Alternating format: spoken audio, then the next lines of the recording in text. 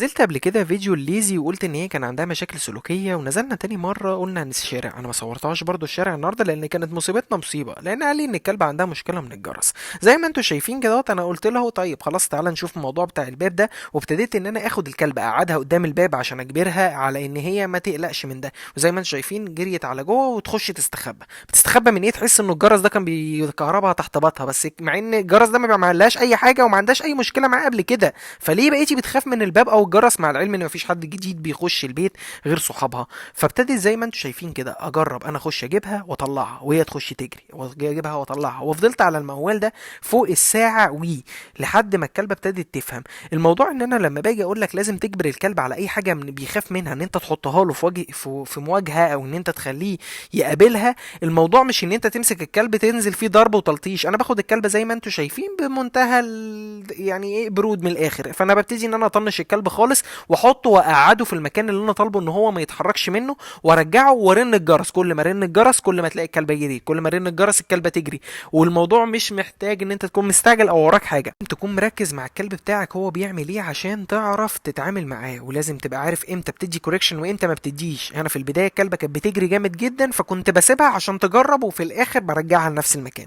ولكن لما لقيتها ان هي بترجع لنفس المكان وخلاص صممت ان هي هتعمل نفس الطريقه، فابتديت افضل ماسك الليش في ايدي. ولكن لقيت الليش اللي في ايدي مش مجدي قوي، لانه كمان قصير، فما كانش مديني المساحه ان انا ابتدي ان انا سايب لها مسافه طويله. وزي ما انتم شايفين ابتدت تقعد شويه، والنتيجه ابتدت تبان احسن من الاول. ولكن لما كنت باجي اقفل الباب كانت بتكرر الموضوع. يا ريت نركز في الفيديو عشان انا بديك الحل عن طريق الحلقه، مش مجرد ان انا كمان ببقى بنزلها لمجرد الشو. يعني انت ممكن تعمل كده مع كلبك من غير ما تجيبني، وساعتها انا هبقى مبسوط لو انت بعت لي الفيديو ده، لان ساعتها هنزله على الصفحه عندي واكتب لك شكر كبير ان انت كفايه ان انت تعبت او خدت معلومه من اللي انا عملتها واستفدت، لان ده في حد ذاته بيخليني مبسوط وفرحان. فزي ما انتم شايفين كده ليزي طلعت عينينا ونزلت تحت الترابيزه تستخبى. فابتديت ان انا اطلعها مره واثنين وثلاثه.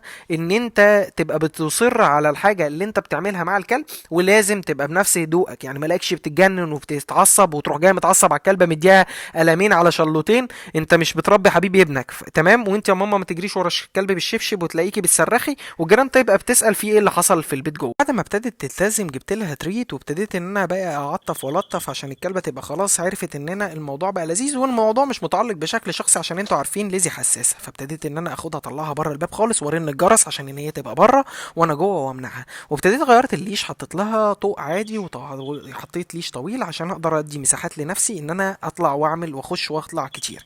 وكنت في ساعتها في البدايه، بس الحته دي والله نسيت اصورها اعذروني، كنت بحط الشنكل بتاع القفل نفسه في اي فتحه من فتحات الباب المصفح، بحيث ان الكلبه تبقى محجومه فيها. تعالوا نبص على البادي لانجوج بتاعت الكلب بعد ما ابتدينا ان احنا نطول، يعني نكرر الموضوع.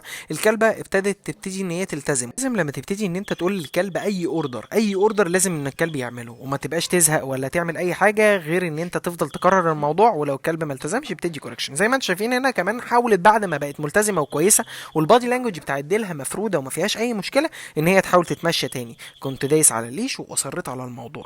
اللي انا عايز اوضحه لك في الفيديو ان اي حاجه الكلب بيخاف منها لما انت حبيبي بتطبطب عليه، انت ما بتبقاش بتطمن الكلب وبتحسسه بالحنان والدفء والدلع. لا يا بابا، انت بتبتدي ان انت بتاكد عمليه الخوف. لو هو بيخاف ولو هو بيهوهو او بيهاجم او بيتنطط، فانت بتاكد نفس الموضوع. اتمنى ان انت تكون اتعلمت وما تبقاش حلوف، وتكون ان انت فهمت كل اللي انا قلته، عشان ما اقعدش في الاخر اهري في كل ده، عشان ما اجيش اعضك من ايدك. استنوني في حلقه جديده. سلام. وفي نهايه الموضوع احب اقول لك سهل تبقى مدرب، بس صعب تبقى زبره.